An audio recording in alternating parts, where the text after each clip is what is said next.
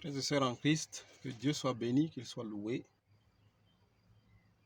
Bénissons l'Éternel, partageons sa parole en tout temps. Nous allons partager la parole de Dieu qui est inégalable, parole de Dieu véritable, cette parole qui nous fortifie, qui nous remplit, cette parole qui est vie et esprit.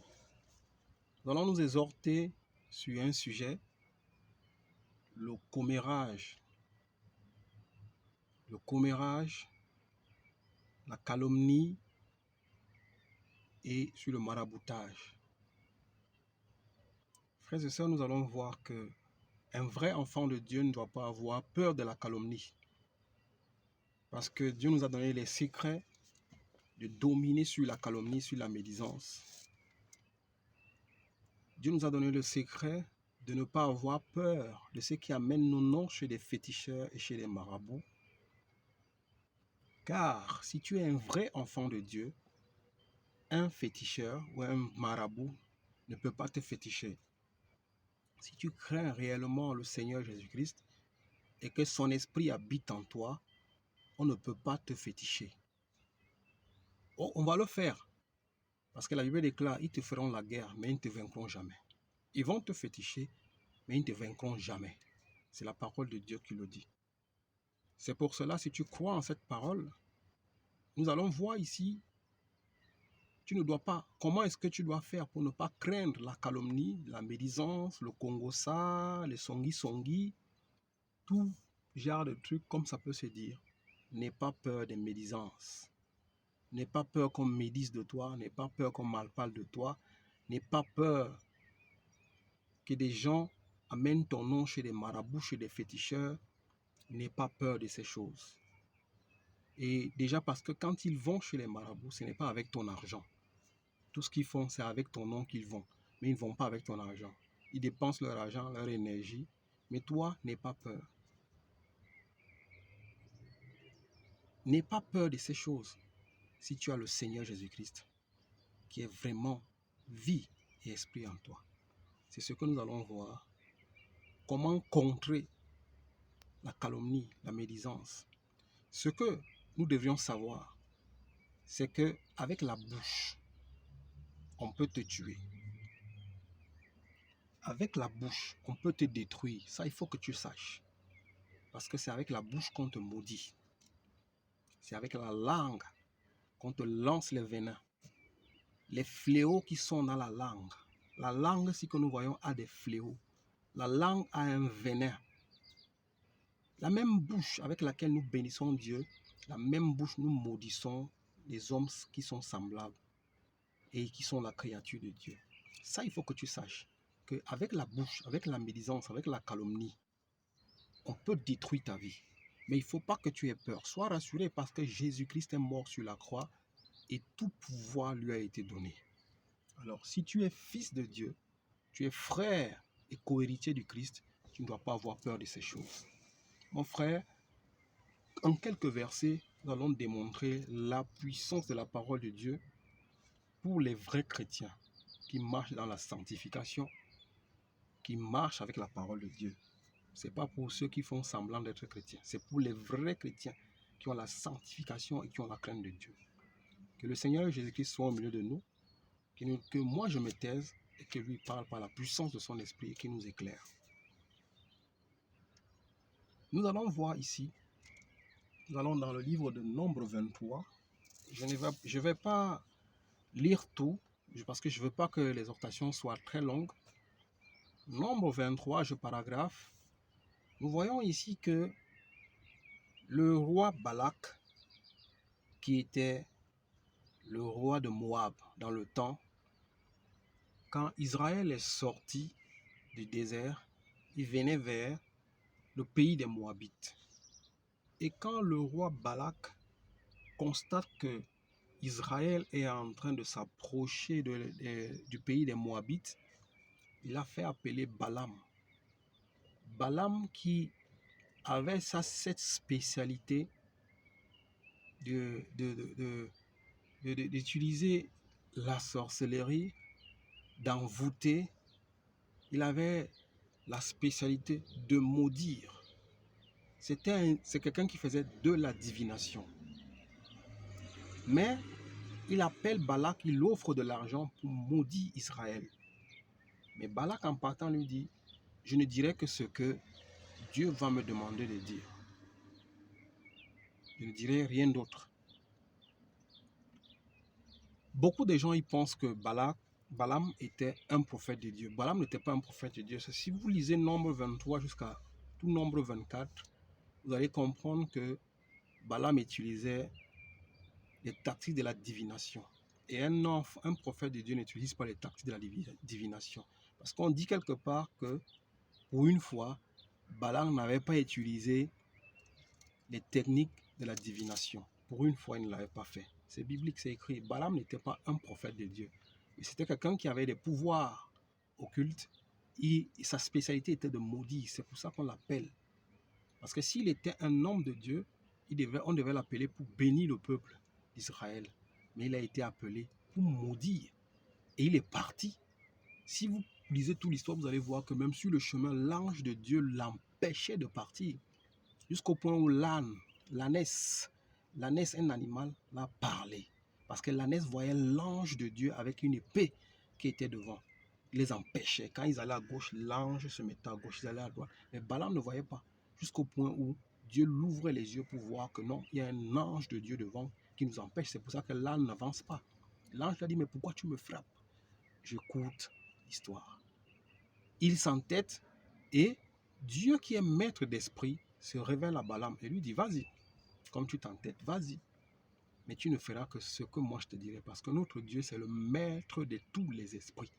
Au devant de Dieu, tout esprit se soumet. Donc Balaam n'était pas un homme de Dieu. Mais comme notre Dieu est maître d'esprit, tout esprit se soumet. La preuve en est, même quand Christ est né, les mages, qui sont des magiciens, ont vu l'étoile et ils sont allés adorer le maître de tout esprit. Que Dieu soit loué pour des révélations qu'il nous donne. Alors, il appelle Balaam ici et Balaam y va. Il demande à Balaam, il y a un peuple qui vient vers moi. Je veux que tu les maudisses et je te donnerai tout ce que tu vas vouloir. Et je donnerai même plus. Balaam accepte. Il lui dit, fais des sacrifices, 7 taureaux, 7 béliers, c'est ceci, allumons le feu. Et puis attendons ce que Dieu va dire. S'il me demande de maudire, parce que Dieu l'avait déjà averti, tu ne diras que ce que moi je vais dire que tu fasses. Si tu fais autre chose, tant pis pour toi. Et ils font cela. Je vais quand même lire un peu pour que nous soyons dans le contexte. Nombre 23, verset 5. L'Éternel mit des paroles dans la bouche de Balaam et lui dit, retourne vers Balak et transmets-lui ce message. Balaam retourna vers Balak, celui-ci tenant près de son holocauste avec tous les chefs de Moab. Balaam prononça son oracle. Balak m'a fait descendre d'Aram, le roi de Moabite m'a fait descendre des montagnes de l'Orient. Viens, maudit Jacob. Celui qui ne savait pas, Israël, à un moment on l'appelait aussi Israël, Jacob. Maudit Jacob pour moi. Viens, hérite-toi contre Israël. Et il dit au 8 ici, comment pourrais-je maudire celui que Dieu n'a pas maudit? Balaam lui demande, mais comment je peux maudire? Comment toi tu peux me demander de maudire celui que Dieu n'a pas maudit? Parce qu'il a vu que c'est un peuple béni de Dieu. C'est un peuple sur qui la main de Dieu est posée. Tu ne peux pas aller maudire un peuple que Dieu a béni.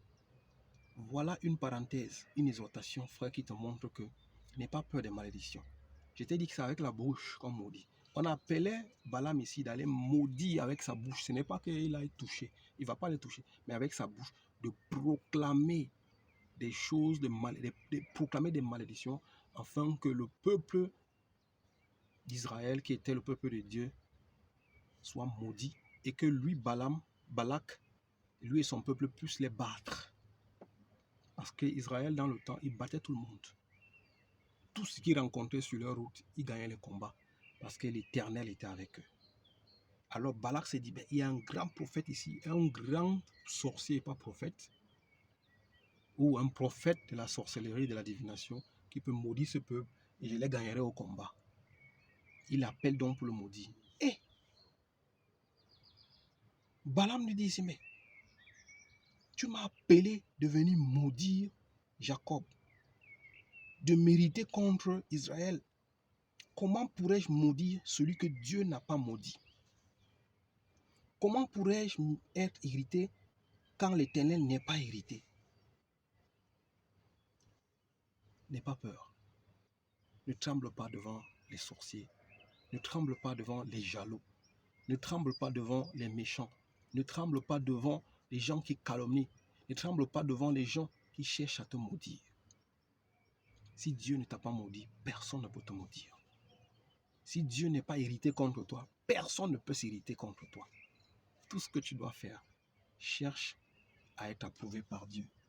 Cherche à être en accord avec Dieu. Ne crains pas l'homme. Ce que tu dois craindre, c'est celui qui est capable de brûler même ton âme dans la géhenne, même quand tu meurs. C'est l'Éternel Dieu des armées. C'est lui que tu dois craindre, mais pas un homme. Qu'est-ce qu'un homme pour que tu le craignes? Qu'est-ce qu'un homme qui s'assoit, il calomnie, il médit, il planifie des choses mauvaises contre toi? La Bible déclare, si l'on forme des projets de malheur contre toi, ce n'est pas l'Éternel. Parce que l'Éternel n'a pas de projet de malheur contre toi. La Bible déclare que l'Éternel a les projets de bonheur pour toi. Mon frère, ma soeur, que Dieu soit loué, mon frère. Que Dieu soit loué. Tu as une grâce exceptionnelle. Toi qui crains Dieu, ne crains pas les marabouts, ne crains pas les féticheurs, ne crains pas les calomniateurs. Si tu es un vrai enfant de Dieu, qui a la grâce de Dieu, qui connaît la puissance de Dieu, tu dois être content. La Bible nous demande, quand on vous maltraitera, on vous maltraitera, on parlera mal de vous à cause de moi, soyez fiers. C'est ça qui prouve que vous aviez l'Esprit de Dieu. Quand on te maltraitera à cause de Jésus-Christ, sois fier. Là, ça prouve que tu as l'Esprit. Ça prouve que Dieu est avec toi. Va encore en profondeur plus. Balak dit, comment je maudirais ce que Dieu n'a pas maudit? Et si nous lisons tout le contexte, Balaam change la malédiction qu'on a demandé de faire en bénédiction. Je pense qu'on peut le lire ici. Au 25, Balak dit à Balaam, si tu ne le maudis pas, au moins ne le bénis pas. Parce que pour finir, Balaam bénit plutôt le peuple de Dieu. Parce que le maître des esprits, qui est l'Éternel Dieu des armées, l'avait dit, tu vas bénir plutôt ce peuple et non la malédiction. Et Balak lui dit, mais si tu ne le maudis pas, ne le bénis pas non plus. Il bénissait. On a appelé quelqu'un qui faisait la divination de venir maudire. Il a changé la malédiction en bénédiction. Les ennemis vont te maudire. Ne crains pas parce qu'ils te feront toujours la guerre, mais sache que Dieu va changer les malédictions en bénédiction si tu es un vrai enfant de Dieu. Que Dieu soit loué. Maintenant, je veux te montrer quelque chose. Il faut connaître les armes que Dieu nous donne pour savoir comment lutter. Il faut avoir les armes. Il y a des armes dans Éphésiens 6. Éphésiens 6 nous donne les armes avec lesquelles nous devons lutter. Je ne vais pas le lire parce que c'est long. Mais si tu vas voir ces armes là-bas, commençant par la justice, la vérité, le zèle, l'amour de la parole de Dieu et avoir l'épée de l'esprit qui est cette parole. Il faut que tu aies les armes, que tu aies la vérité comme ceinture. La justice doit être autour du terrain. C'est avec ces armes. Quand tu as ces armes-là, tu ne dois pas craindre. Allons dans Isaïe 54. Nous n'allons pas lire Éphésiens 6 pour voir les armes que Dieu nous donne. Mais une autre fois, on le fera. Il fait très chaud. Je suis dans la voiture. Et la voiture est mobile. Je vais vite faire pour sortir de la chaleur parce qu'il fait très très chaud aujourd'hui. Je voulais profiter de ce temps pour nous exhorter. Isaïe 54, verset 17 nous donne un secret. Isaïe 54, verset 17 nous dit, en même temps je suis en... Isaïe 54, verset 17 nous dit, toute arme préparée contre toi sera sans effet, et toute personne qui s'attaquera à toi au tribunal, c'est toi qui le condamneras. Toute arme qui sera forgée contre toi sera nulle et sans effet, et toute personne qui s'attaquera à toi au tribunal, c'est toi qui le condamneras. Tel est l'héritage des serviteurs de l'Éternel. Telle est la justice qui leur viendra de moi, déclare l'Éternel. Ça, c'est l'héritage que Dieu nous donne. Et la justice qui vient de l'Éternel. Toute arme que l'ennemi va forger contre toi sera nulle et sans effet. Et toute langue qui se liguera contre toi, ces langues seront condamnées. C'est l'héritage que Dieu nous donne. Alors avec ces versets, avec cette parole, si tu as foi en cette parole et qu'il y a Christ en toi, tu es capable de lier toutes les armes mystiques et sataniques de l'ennemi.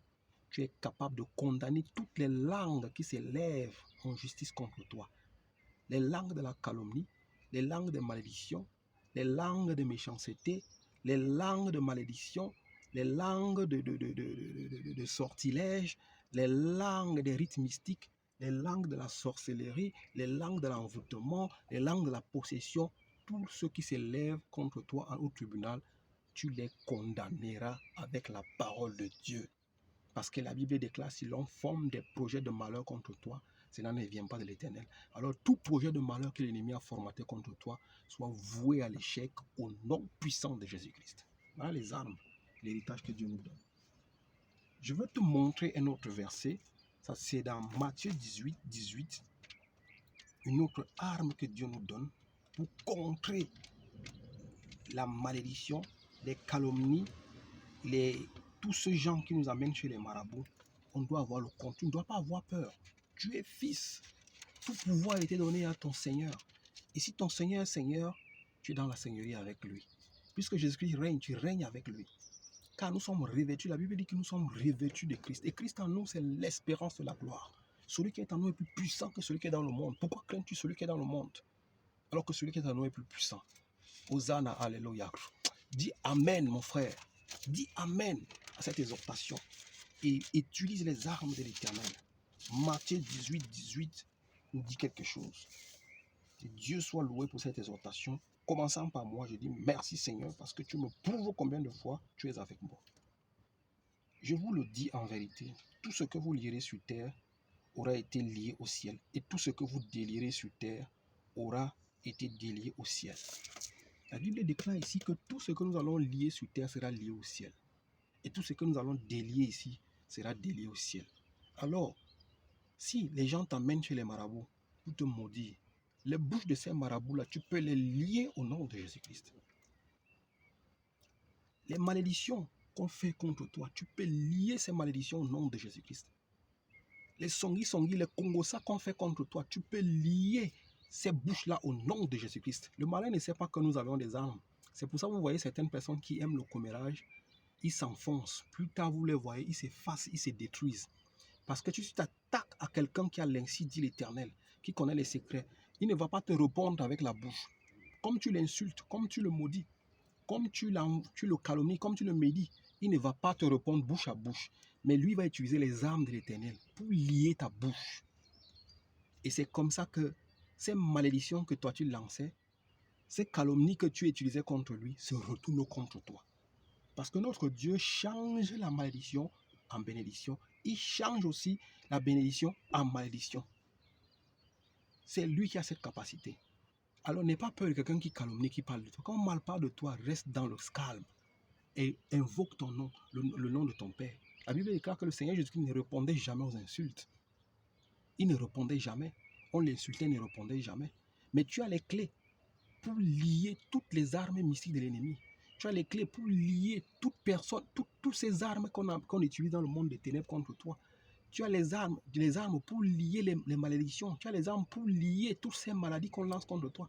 Les calomnies et les médisances, tu peux les lier. Parce que la Bible déclare que tout ce que tu vas lier ici sera lié au ciel. Ça, c'est la parole de Dieu. Lis les armes mystiques. Lis les malédictions.